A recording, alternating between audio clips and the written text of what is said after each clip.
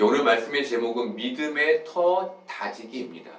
우리는 지난주에 바울과 에바브로디도의 선교 사역 실패에 대한 내용을 보았습니다.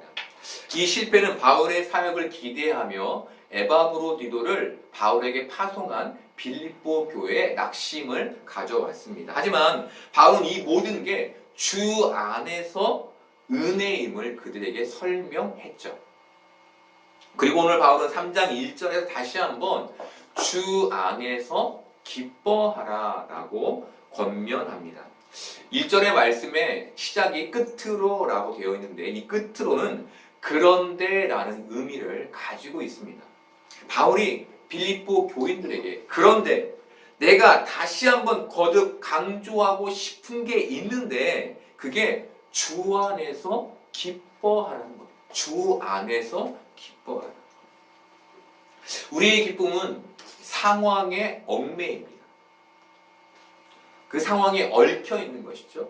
그래서 기쁨을 주는 상황이 나에게 찾아오면 우리는 너무너무 기쁩니다.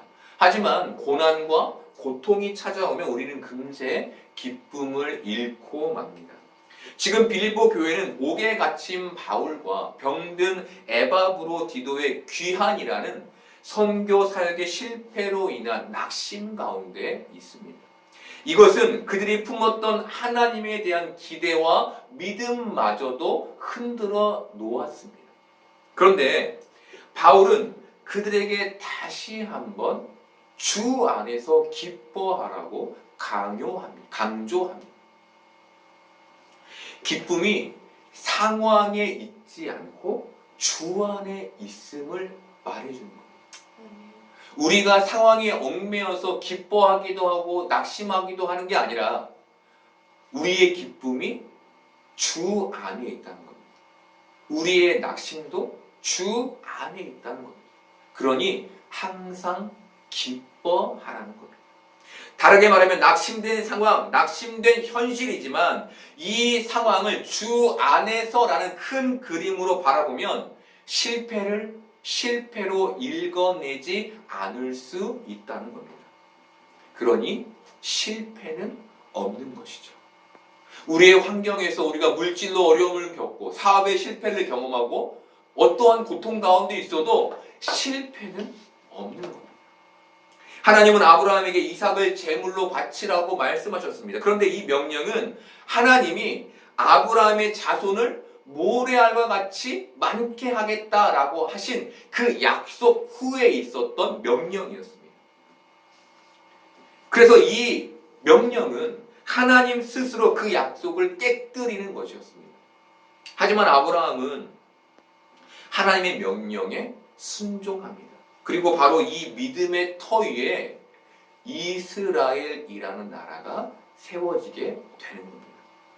근심이 기쁨이 되고 저주가 놀라운 축복이 되는 일이 실패라고 여겨진 상황에서 생겨나는 겁니다. 아브라함이 한 일은 그에게 주어진 명령을 현실에서 살아내는 것뿐이었습니다. 그가 그 현실을 믿음으로 살아냈다는 겁니다. 그가 믿음의 터 다지기를 한 것이죠. 여러분, 우리가 봐야 할 것이 바로 이것입니다. 믿음으로 우리는 기적을 만들어내길 바라는데 그게 아니라 믿음으로 현실을 살아내는 자세. 그것을 우리가 오늘 말씀을 통해서 봐야 하는 겁니다.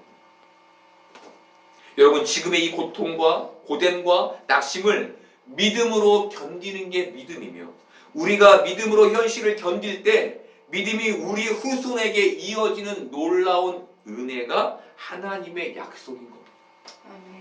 내가 지금 이때 잘 돼서 내 후손에게 돈과 어떠한 것들을 물려주는 것이 축복이 아니라 내가 지금의 이 현실을 믿음으로 인내하여 내 후손에게 하나님의 약속이 건너가게 되는 것. 이것이 하나님이 우리에게 주신 축복인 겁니다.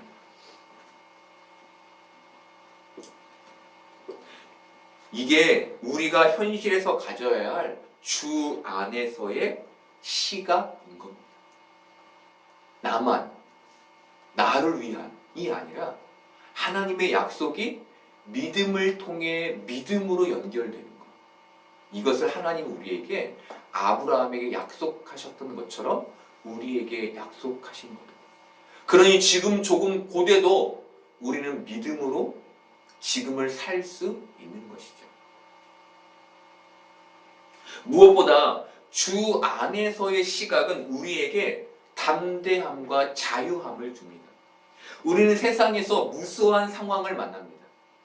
어렸을 때의 상처, 사업의 실패, 취업의 실패, 관계의 깨짐 등 정말 우리가 고되다고 느끼는, 너무 어렵다고 느끼는 상황들을 만나는 거죠. 문제는 이런 실패의 경험들이 한 번으로 그치지 않고 반복되고 계속되며 우리를 점점 실패의 자리로 끌고 간다는 겁니다. 반복된 상처와 실패가 또 다른 실패를 만들어내는 그런 쇠사슬과 같은 일들이 우리에게 일어나는 것이죠. 욥은 하나님을 신실하게 믿었던 사람입니다. 그런데 그의 삶은 사단에 의해 풍비박산납니다. 이때 그의 친구들인 엘리바스, 빌닷, 소발이 욥을 찾아옵니다. 엘리바스는 욥에게 이 실패는 너의 부도덕함 때문이야 라고 말합니다.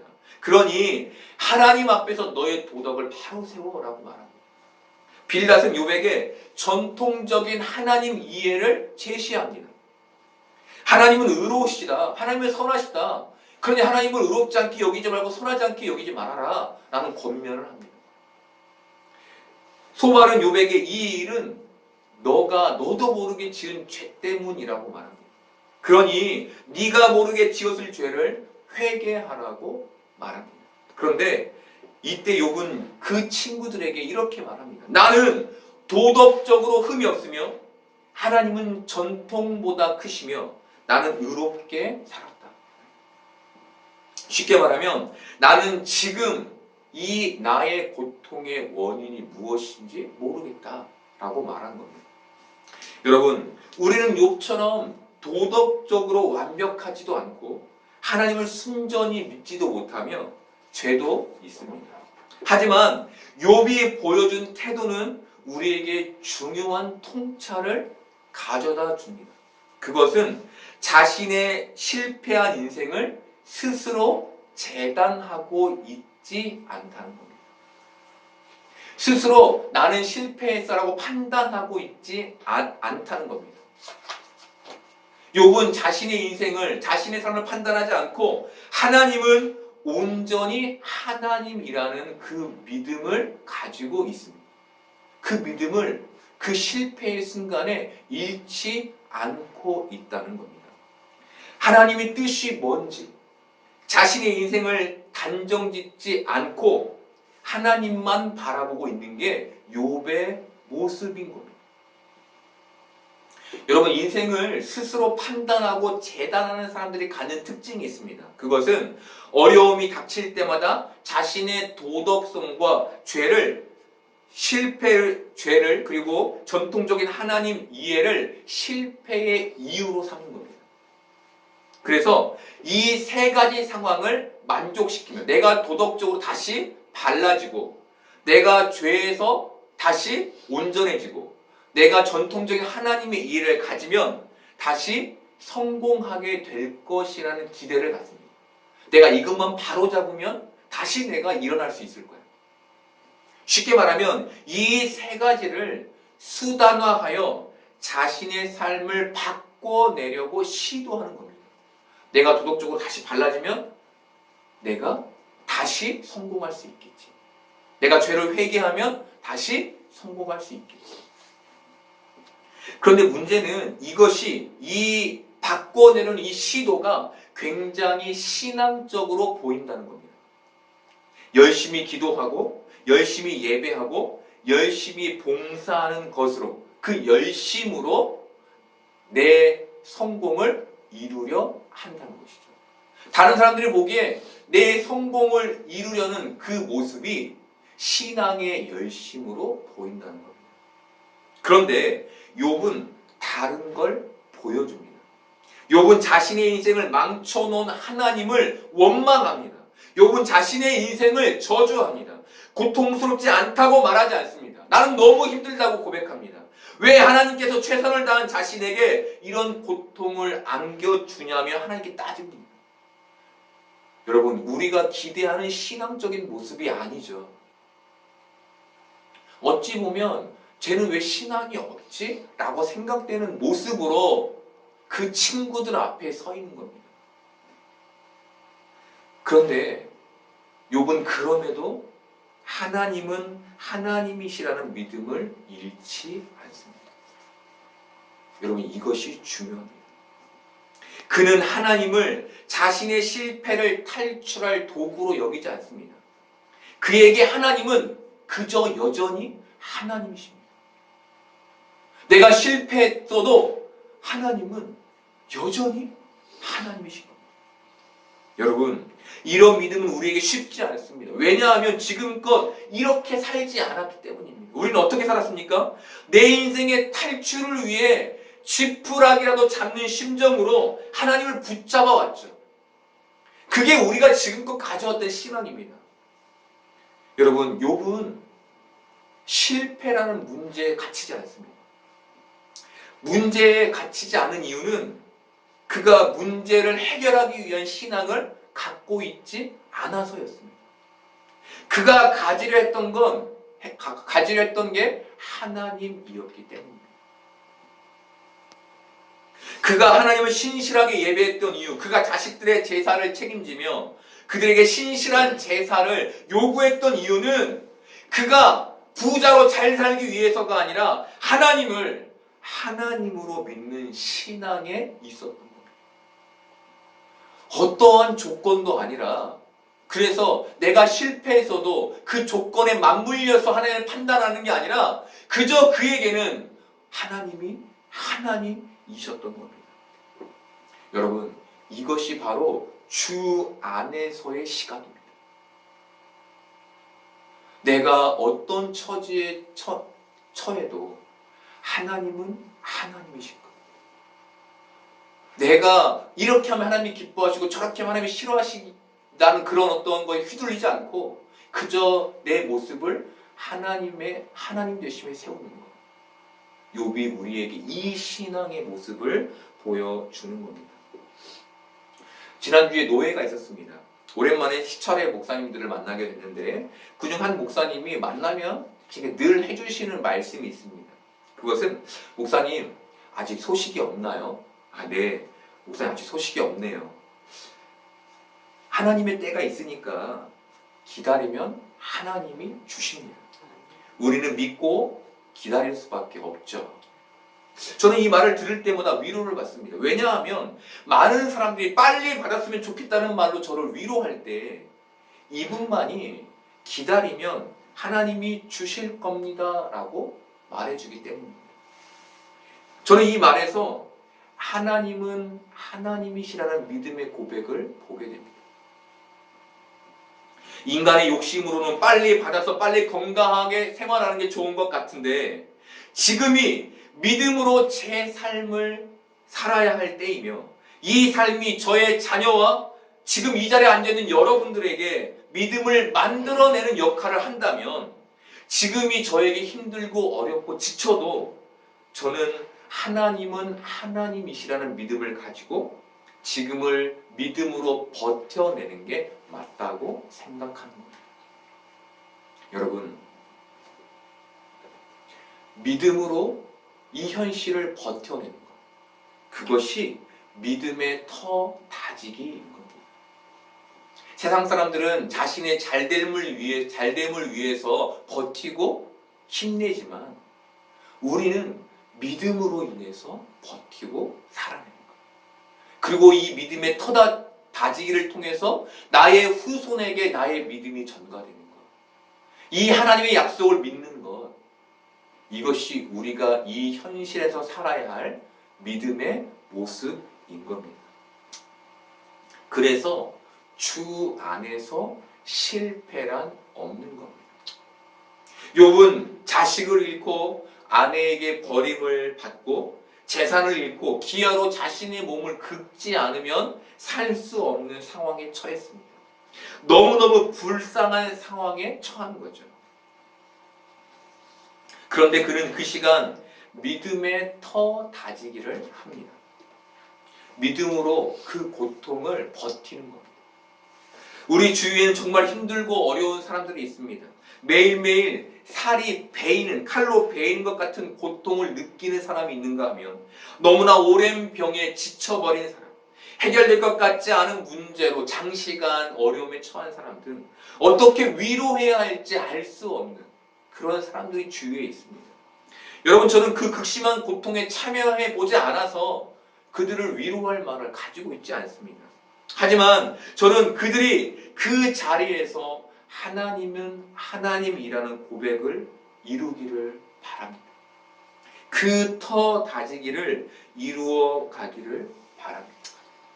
진짜 어렵지만 믿음으로 그 삶을 잘 버텨내기를 기도하며 응원합니다. 왜냐하면 그 참을 수 없는 고통 이후에 하나님의 있을 것이기 때문입니다. 여러분은 여러분의 인생을 주 안에서 살고 계십니까? 암에서 탈출하고 돈에서 해방되는 해결의 수단으로서의 믿음이 아니라 하나님은 하나님이시라는 고백을 갖는 그 삶을 살고 계십니까? 살아야 하니까 사는 게 아니라 믿음으로 그 고난과 고통을 이기고 계십니까? 여러분, 하나님께 외쳐도 됩니다. 하나님께 원망해도 됩니다. 하나님께 따져도 됩니다. 하나님은 하나님이시란 마음만 가지고 있으면 됩니다. 그것만 흔들리지 않으면 됩니다. 그 믿음으로 버티면 됩니다. 하나님이 우리에게 원하시는 것이 그 믿음으로 이 현실을 버티고 살아내는 그 터 다지기인 겁니다. 여러분, 욥기에서 하나님은 그렇게 하나님을 신실하게 믿은 욥에게 침묵하십니다. 한 번쯤은 그의 음성을 들려주심으로 위로할 법도 합니다. 한 번쯤은 사단의 방법을 무력화시켜서 그에게 다시 풍성함을 빠른 시일에 주실 만도 합니다. 그런데 그렇게 하시지 않으십니다. 욥은 그저 믿음을 가지고 현실에서 발버둥 치는 한 사람일 뿐입니다. 여러분, 이것이 우리에게 뭘 말해줍니까? 욥이 믿음의 터 다지기를 하는 그저 한 사람인 것처럼 우리도 그런 사람이라는 겁니다.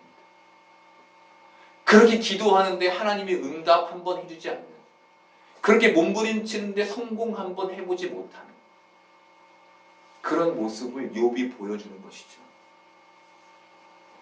하지만 욥은 그 믿음으로 그 현실을 버팁니다. 그리고 욥의 끝에 하나님이 다시 그를 축복하시는 것으로 마무리되죠.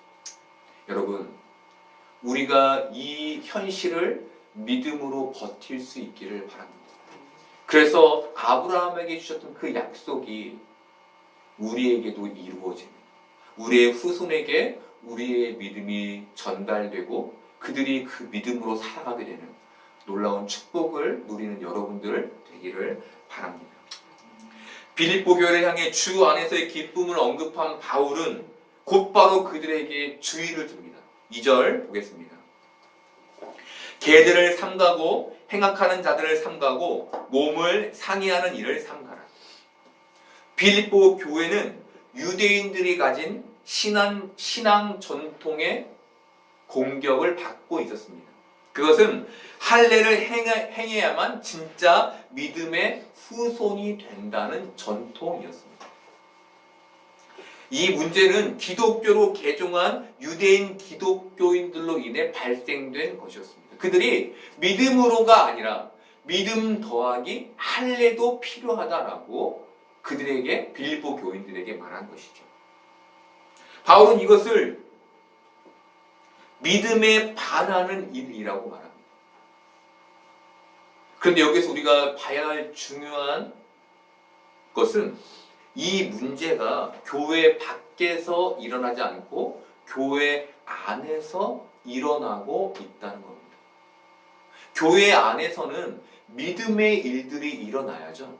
그런데 믿음에 반하는 일들이 교회 안에서 일어나고 있는 겁니다.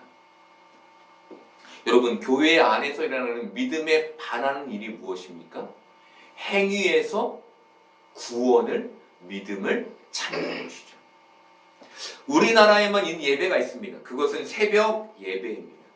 이건 한국교회가 가진 아주 좋은 전통이며 한국교회의 성장에 중요한 역할을 했습니다. 또한 성도들의 신앙을 강화시키는 데에도 아주 중요하게 작용했습니다. 문제는 이 예배가 전통이 되며 신앙의 기준이 되어버렸다는 겁니다. 나오지 않으면 신앙이 없는 사람 취급하며 판단받게 되는 것이죠. 여러분, 바울이 빌립보 교인들을 향해 주의를 주는 말이 바로 이것입니다. 할례가 신앙의 증표일 수 없다는 겁니다. 신앙의 증표는 오직 예수 그리스도를 믿는 믿음이라는 겁니다. 이 믿음은 겉으로 받는 것이, 이 할례는 겉으로 받는 것이 아니라 내 마음에 받는 것이라는 겁니다. 바울은 바로 이 믿음을 흔들어 놓는 자들을 개들, 행악하는 자들이라고 말합니다. 개는 유대인들이 이방인들을 부를 때 쓰는 말이었습니다. 바울은 빌립보 교인들을 향해 그 기독교 유대인들은 이방인들이야. 그러니 빌립보 교인들아, 그렇게 말하는 자들을 삼가야 해 라고 주의를 주는 겁니다. 여러분, 그런데 이 말은 굉장히 무서운 말입니다. 왜입니까? 그들이 이방인이라는 말은 그들이 구원에서 벗어나 있다는 말이기 때문입니다. 바울은 빌립보서 3장 12절에서 이렇게 말했습니다. 내가 이미 얻었다 함도 아니요 온전히 이루었다 함도 아니라 오직 내가 그리스도 예수께 잡힌 바 된 그것을 잡으려고 달려가노라. 우리가 보기에 바울은 이미 얻은 사람이죠. 그런데 바울은 자신이 얻지 못했다라고 말합니다. 나는 지금도 구원을 얻으려고 달려간다고 말합니다. 여러분, 교회는 구원을 보장하는 장소가 아닙니다. 교회는 그리스도를 표대 삼아 달려가는 사람들의 모임입니다. 우리 모두는 그리스도를 표대 삼아 구원을 잡기 위해 달려가는 자들인 겁니다. 언제까지? 우리가 구원에 이를 때까지. 만약 교회가 그리스도를 향해 달려가는 그 걸음을 멈추고 전통을 율법 삼아 버린다면, 전통을 신앙화해 버린다면 그곳은 더 이상 교회일 수 없는 겁니다. 여러분, 많은 교회가 이 전통에 묶여서 그리스도를 쫓아가는 것들에 멈춰 있습니다. 겉으로 보기에는 그것이 어떻게 보입니까? 그리스도를 쫓아가는 방법으로 보이죠. 하지만 그것이 어느 순간 나에게 기준이 되고 판단이 되어서 누군가를 정죄해야 하는 기준이 되어버렸다면, 여러분, 그것은 내 신앙을 강화하는 전통이 아니라 내 신앙을 망가뜨리는 전통이 되고 마는 겁니다. 우리가 바울이 경고하는 개들이 될 수 있다는 겁니다.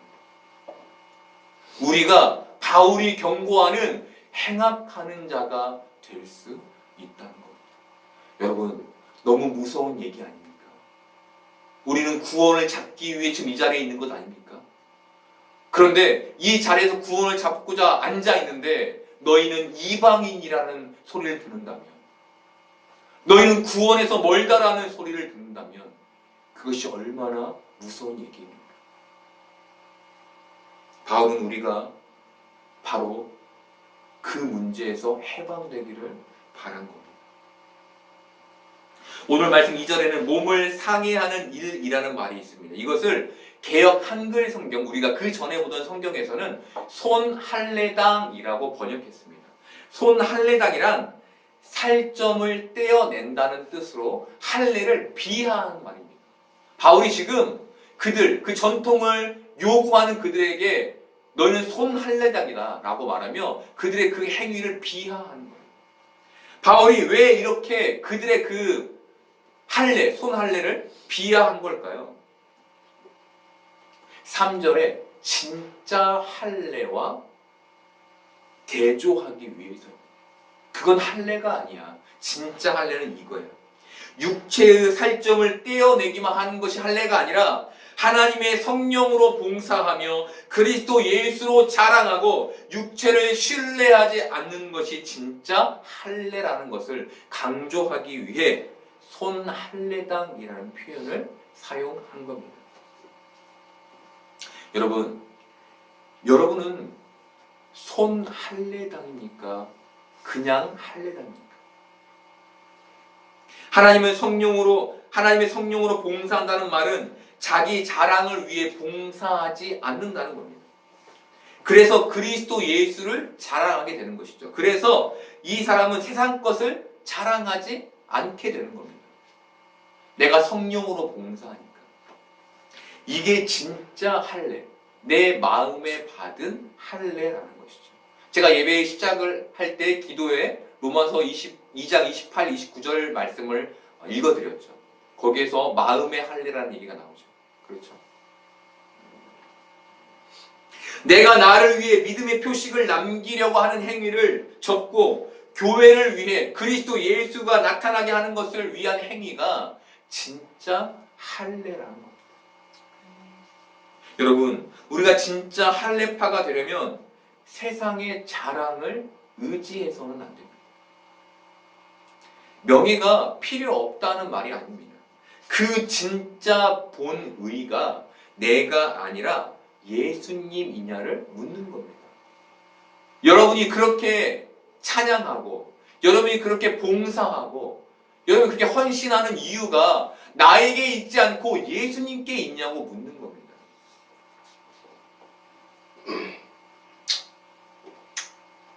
여러분, 신앙의 행위가 이방인들이나 하는 표식인지 아닌지를 우리는 구분해야 하는 겁니다. 너희가 너희 살을 떼어내듯 그렇게 헌신적으로 교회에서 봉사해도 그것이 교회를 위한 게 아니라면, 그것이 그리스도 예수를 위한 게 아니라면 그것은 행악하는 행위라는 겁니다. 그것을 구분하라는 거죠. 여러분, 손할례당의 특징이 있습니다. 그것은 내가 이렇게 했으니 너희도 이렇게 해야 한다고 강요한다는 겁니다. 이것이 신앙이니 너희도 이렇게 신앙의 모습을 가져야 한다고 강요한다는 겁니다. 여러분, 물론 신앙의 행위가 있습니다. 우리가 가져야 될 신앙의 모습이 있죠. 기도하고 예배하고 찬양하고 헌신하고 봉사하는 아주 중요한 신앙의 모습들이 있습니다. 그런데 그 모습에 그리스도가 자랑이 되지 않는다면, 그 모습에 내 기준이 들어간다면 그것은 손할례당의 모습이 행위가 되는 겁니다. 여러분, 바울은 교회를 위한 일을 그리스도의 일이라고 말했습니다.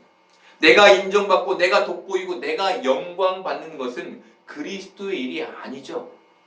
물론 지금 우리 교회는 두각을 나타낼 수 있는 그런 헌신의 자리가 없습니다. 그래서 어느 면에서 건강합니다. 하지만 그럼에도 우리는 방심해서는 안 되죠. 지금 내 예배가, 지금 내 헌금이, 지금 내 찬양이 그리스도를 향하고 있는지 우리는 살펴야 합니다. 그래야 손할례당에서 벗어날 수 있는 겁니다. 그래야 자신의 헌신에 값을 매기지 않고 헌신할 수 있는 겁니다. 이것이 그리스도인의 삶이며 믿음의 터 다지기인 겁니다. 여러분, 우리는 세상의 평가에 자유롭지 못합니다. 넌 실패했어. 넌 루저야.